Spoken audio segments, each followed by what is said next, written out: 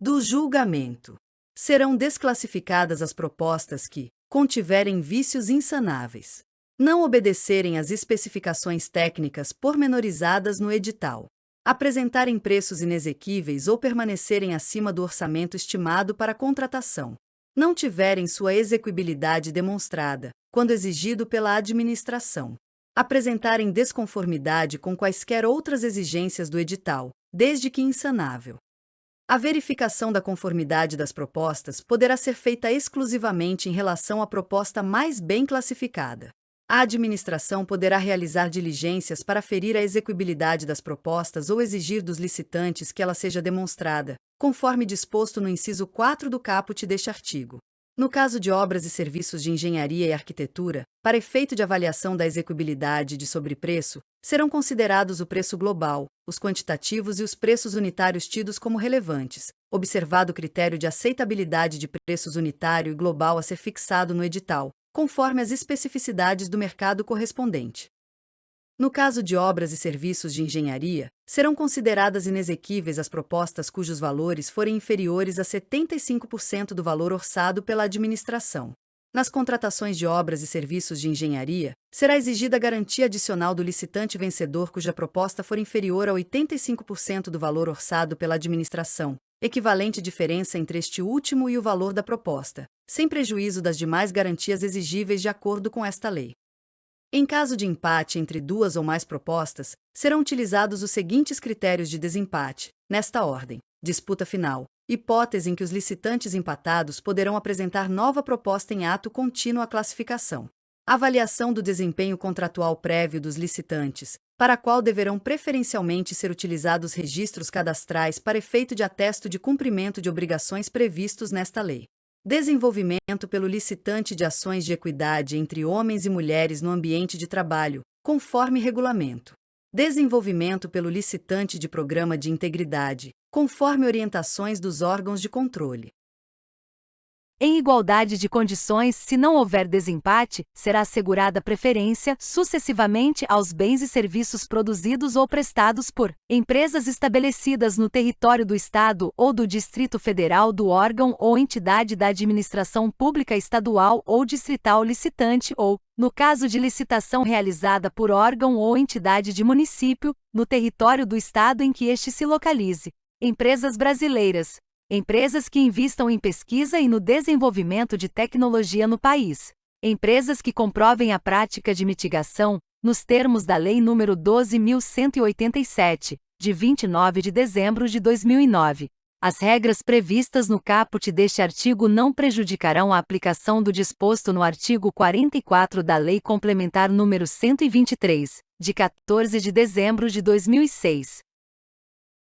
Definido o resultado do julgamento, a administração poderá negociar condições mais vantajosas com o primeiro colocado. A negociação poderá ser feita com os demais licitantes, segundo a ordem de classificação inicialmente estabelecida, quando o primeiro colocado, mesmo após a negociação, for desclassificado em razão de sua proposta permanecer acima do preço máximo definido pela administração.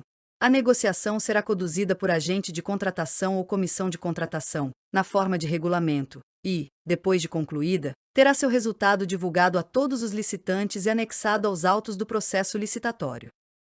Da habilitação.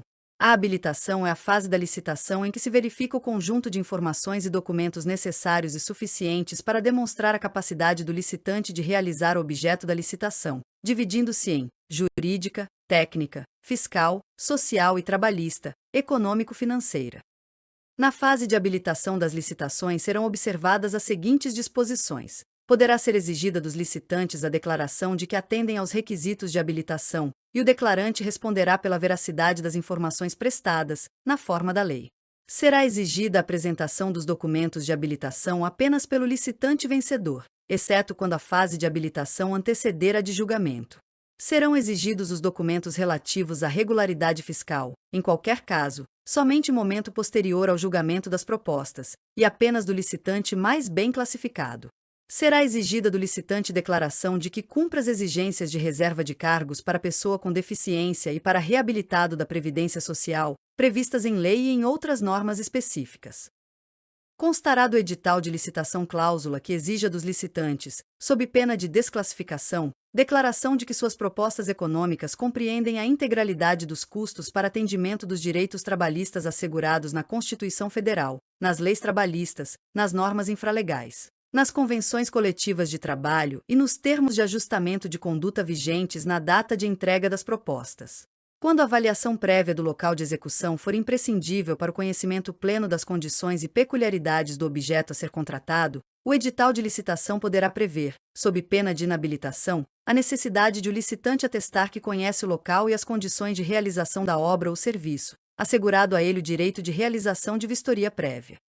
Para os fins previstos no parágrafo 2º deste artigo, o edital de licitação sempre deverá prever a possibilidade de substituição da vistoria por declaração formal assinada pelo responsável técnico do licitante acerca do conhecimento pleno das condições e peculiaridades da contratação. Para os fins previstos no parágrafo 2º deste artigo, se os licitantes optarem por realizar vistoria prévia, a administração deverá disponibilizar data e horário diferentes para os eventuais interessados. Após a entrega dos documentos para habilitação, não será permitida a substituição ou a apresentação de novos documentos, salvo em sede de diligência, para complementação de informações acerca dos documentos já apresentados pelos licitantes e desde que necessária para apurar fatos existentes à época da abertura do certame. Atualização de documentos cuja validade tem expirado após a data de recebimento das propostas. Na análise dos documentos de habilitação, a comissão de licitação poderá sanar erros ou falhas que não alterem a substância dos documentos e sua validade jurídica, mediante despacho fundamentado registrado e acessível a todos, atribuindo-lhes eficácia para fins de habilitação e classificação. Quando a fase de habilitação anteceder a de julgamento e já tiver sido encerrada, não caberá exclusão de licitante por motivo relacionado à habilitação, salvo em razão de fatos supervenientes ou só conhecidos após o julgamento. As condições de habilitação serão definidas no edital. As empresas criadas no exercício financeiro da licitação deverão atender a todas as exigências da habilitação e ficarão autorizadas a substituir os demonstrativos contábeis pelo balanço de abertura. A habilitação poderá ser realizada por processo eletrônico de comunicação à distância, nos termos dispostos em regulamento. A habilitação jurídica visa demonstrar a capacidade de o licitante exercer direitos e assumir obrigações, e a documentação a ser apresentada por ele limitar-se à comprovação de existência jurídica da pessoa, quando cabível, de autorização para o exercício da atividade a ser contratada. A documentação relativa à qualificação técnico-profissional e técnico-operacional será restrita à apresentação de profissional, devidamente registrado no Conselho Profissional competente, quando for o caso, detentor de atestado de responsabilidade técnica por execução de obra ou serviço de características semelhantes, para fins de contratação. Certidões ou atestados, regularmente emitidos pelo Conselho Profissional competente, quando for o caso, que demonstrem capacidade operacional na execução de serviços similares de complexidade tecnológica e operacional equivalente ou superior, bem como documentos comprobatórios emitidos na forma do parágrafo 3º do artigo 88 desta lei. Indicação do pessoal técnico, das instalações e do aparelhamento adequados e disponíveis para a realização do objeto da licitação, bem como da qualificação de cada membro da equipe técnica que se responsabilizará pelos trabalhos. Prova do atendimento de requisitos previstos em lei especial, quando for o caso. Registro ou inscrição na entidade profissional competente, quando for o caso.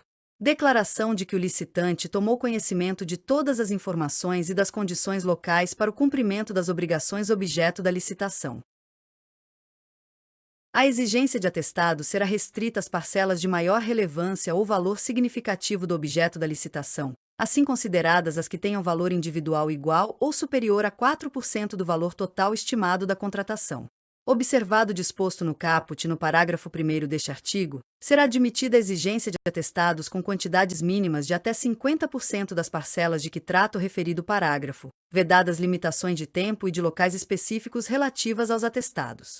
Salvo na contratação de obras e serviços de engenharia, as exigências a que se referem os incisos 1 e 2 do caput deste artigo, a critério da administração, poderão ser substituídas por outra prova de que o profissional ou a empresa possui conhecimento técnico e experiência prática na execução de serviço de características semelhantes.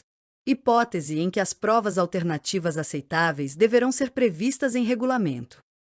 Serão aceitos atestados ou outros documentos hábeis emitidos por entidades estrangeiras quando acompanhados de tradução para o português, salvo se comprovada a inidoneidade da entidade emissora. Em se tratando de serviços contínuos, o edital poderá exigir certidão ou atestado que demonstre que o licitante tem executado serviços similares ao objeto da licitação, em períodos sucessivos ou não, por um prazo mínimo, que não poderá ser superior a 3 anos. Os profissionais indicados pelo licitante na forma dos incisos 1 e 3 do caput deste artigo deverão participar da obra ou serviço objeto da licitação, e será admitida sua substituição por profissionais de experiência equivalente ou superior, desde que aprovada pela administração. Sociedades empresárias estrangeiras atenderão à exigência prevista no inciso 5 do caput deste artigo por meio da apresentação, no momento da assinatura do contrato, da solicitação de registro perante a entidade profissional competente no Brasil. Será admitida a exigência da relação dos compromissos assumidos pelo licitante que importem diminuição da disponibilidade do pessoal técnico referido nos incisos 1 e 3 do caput deste artigo. O edital poderá prever, para aspectos técnicos específicos, que a qualificação técnica seja demonstrada por meio de atestados relativos a potencial subcontratado, limitado a 25% do objeto a ser licitado, hipótese em que mais de um licitante poderá apresentar atestado relativo ao mesmo potencial subcontratado. Em caso de apresentação por licitante de atestado de desempenho anterior emitido em favor de consórcio do qual tenha feito parte, se o atestado ou o contrato de constituição do consórcio não identificar a atividade desempenhada por cada consorciado individualmente, serão adotados os seguintes critérios na avaliação de sua qualificação técnica. Caso o atestado tenha sido emitido em favor de consórcio homogêneo, as experiências atestadas deverão ser reconhecidas para cada empresa consorciada na proporção quantitativa de sua participação no consórcio, salvo nas licitações para a contratação de serviços técnicos especializados de natureza predominantemente intelectual, em que todas as experiências atestadas deverão ser reconhecidas para cada uma das empresas consorciadas. Caso o atestado tenha sido emitido em favor de consórcio heterogêneo, as experiências atestadas deverão ser reconhecidas para cada consorciado de acordo com os respectivos campos de atuação, inclusive nas licitações para a contratação de serviços técnicos especializados de natureza predominantemente intelectual. Na hipótese do parágrafo 10 deste artigo, para fins de comprovação do percentual de participação do consorciado, caso este não conste expressamente do atestado ou da certidão, deverá ser juntada ao atestado ou à certidão cópia do instrumento de constituição do consórcio. Na documentação de que trata o inciso 1 do caput deste artigo, não serão admitidos atestados de responsabilidade técnica de profissionais que, na forma de regulamento, tenham dado causa à aplicação das sanções previstas nos incisos 3 e 4 do caput do artigo 156 desta lei em decorrência de orientação proposta, de prescrição técnica ou de qualquer ato profissional de sua responsabilidade. As habilitações fiscal, social e trabalhista serão aferidas mediante a verificação dos seguintes requisitos: a inscrição no Cadastro de Pessoas Físicas CPF ou no Cadastro Nacional da Pessoa Jurídica CNPJ, a inscrição no Cadastro de Contribuintes estadual e, ou municipal, se houver, relativo ao domicílio ou sede do licitante, pertinente ao seu ramo de atividade e compatível com o objeto contratual.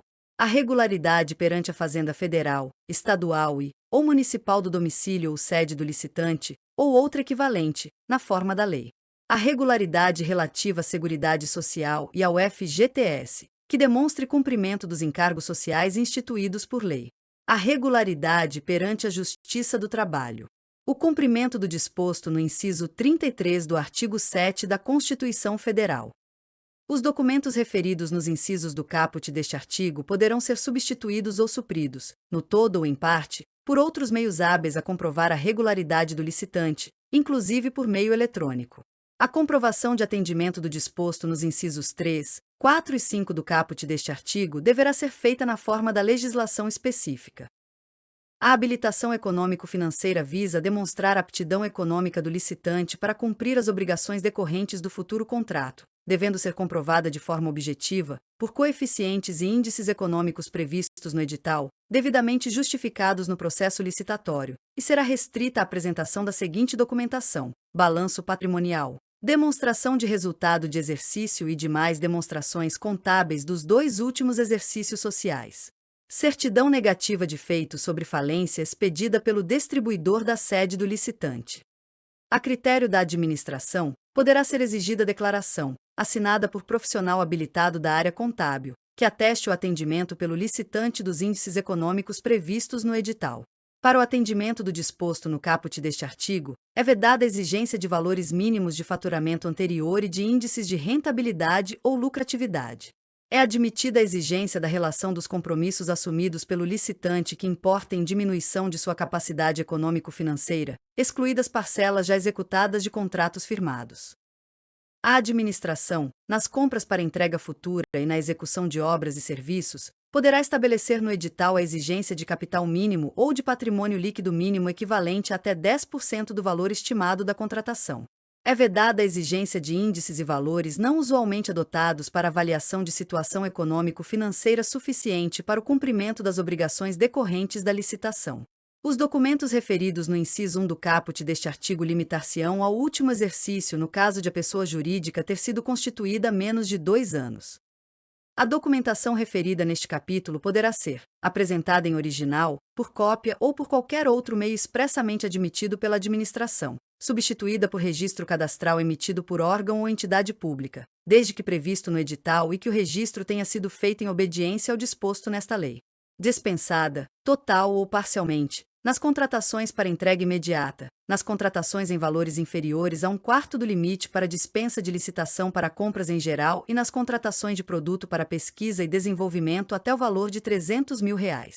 As empresas estrangeiras que não funcionem no país deverão apresentar documentos equivalentes, na forma de regulamento emitido pelo Poder Executivo Federal.